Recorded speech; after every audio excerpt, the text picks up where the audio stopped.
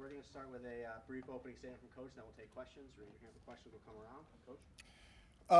Obviously disappointed. Hat goes off to Coach Key. That was a good football game against a good football team. They have some extremely explosive players, and congratulations. They're going to get an opportunity to go bowling. We hope that we have that same opportunity. We have one more game left at our place. We're going back to the Dome. We got to play a really good Wake Forest team that we've had trouble with over the years. We expect our people to be there, and we expect them to be loud and crazy and to send our seniors off the right way. And there's no place like Dome, and we can't wait to get back there. Questions? Start with Emily in front. Dino, last play of offensive play of the game for you guys. You give it to Luke, and he throws an interception. Just curious what led to the decision to put him in there and have him attempt that pass. He knows our 2-minute offense the best out of the quarterbacks that are healthy to run it. So it was just like a 2-minute drill, and Yeah. he's the most veteran. Braden played kind of in the role that we saw Garrett in last week, just a little, I guess, less. What led to him playing there versus letting Garrett play like he did last week? Some of those guys are not as healthy. We're still waiting for those guys to get healthy so they can do the things that they're used to do. So Garrett, would you say Garrett was less healthy this week than he had been playing last week Yes. against Pitt? Jesse? Coach, why did it take till the fourth quarter to try a pass of more than 10 yards? Because some of the other stuff was really good, and sometimes we didn't have the ball. Our big thing is we're going to run the football. We're going to keep the ball in the hands of our people that we think are good. We did throw a lot of passes. We're not trying to throw them less than 10 yards. We just got tackled before we could get to 10 yards. So when we throw that, we expect them to go all the way just like the runs. Coach, back to Braden. You decided to use him as the wide receiver in that Garrett Schrader role. Was there ever discussion about keeping that to a wide receiver, or why did you want it to be a quarterback out there playing in that hybrid role? Anytime you have a quarterback on the field, it affects the calls of the defense. Emily? 4th and 3rd, you send Brady on to take a 50-yarder. I know you have said that you have seen him hit longer than that. We have yet to see him hit longer than that. Just what was the decision making there? Was it just you felt confident he could get it, or why not go for Once again, it was 4th and 3. It was early in the first half, if I'm not mistaken. We have an opportunity to close that distance.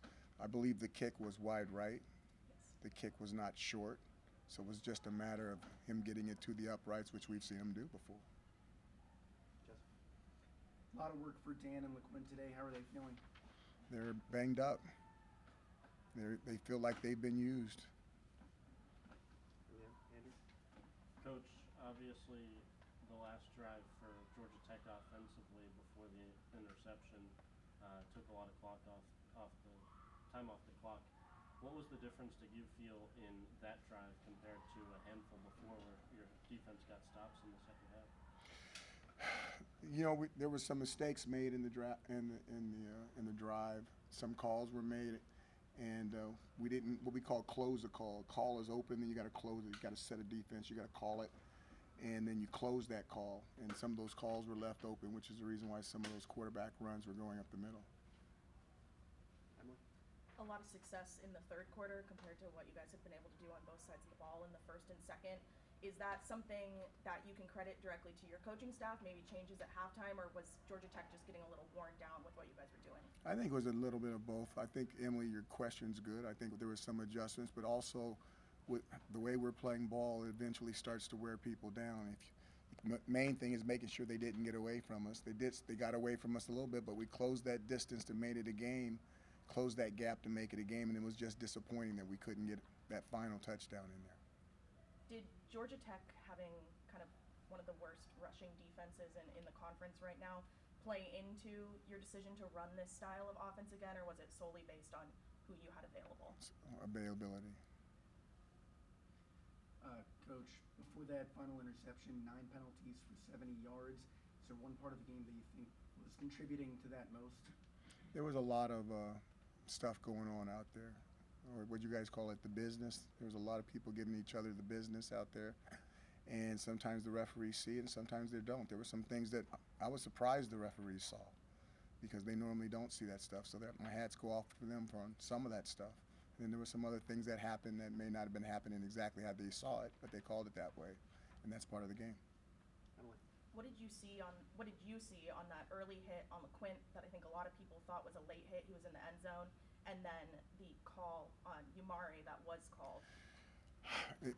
That was away from me. That was on their sideline. I did not get a great view of that. I have to go back and watch the tape because I need to go back and watch the tape on that before I talk about it because I really did not have a good sight line on it on the football field.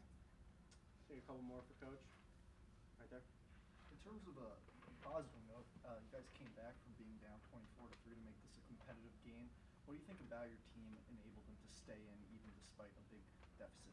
I think there's a lot of fight in this football team, and then when you think about how we've gone to, I'm not going to say that word. That's the words I don't say because I'm a military kid. The things that we've had to do in the last 2 games to be able to move the ball and score points, and for them to be able to understand that that's a disadvantage, but we're going to turn it into an advantage, and we're going to turn a negative and turn it into a positive. I think they've been in, obviously, both games. We won one, we lost one, but the way they're fighting and the way they're competing and staying together, I think I'm really proud of them. Last question for Coach to Jesse. Coach, you just mentioned you're a military kid. Did you catch any of the military honors and celebration throughout the game and before? In this game? Yeah. If there was one, I missed it. I'm so locked in. You could say my name and I wouldn't hear it in a football game. I'm sorry about that. So, no, I apologize. But, I'm very thankful for all they do. There's no doubt about it. I've lived that life, and it's not an easy life, especially with all the stuff that's going around the world right now. All right. Thanks, Coach. Thank you, guys. Thank you.